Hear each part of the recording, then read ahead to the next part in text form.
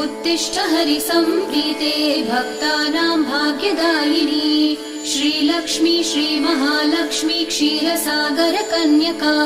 उत्तिष्ठ हरिसम्प्रीते भक्तानां भाग्यदायिनी उत्तिष्ठोत्तिष्ठ श्रीलक्ष्मी विष्णुवक्षस्थलालये उत्तिष्ठ करुणापूर्णे लोकानां शुभदायिनी उत्तिष्ठोत्तिष्ठ श्रीलक्ष्मी विष्णुवक्षस्थलालये उत्तिष्ठ करुणापूर्णे लोकानां शुभदायिनी श्रीपद्ममध्यवसिते वरपद्मनेत्रे श्रीपद्महस्तचिरपूजित पद्मपादे श्रीपद्मजात जननी शुभपद्मवक्त्रे श्रीलक्ष्मी भक्तवरदे तव सुप्रभातम् श्रीपद्ममध्यवसिते वरपद्मनेत्रे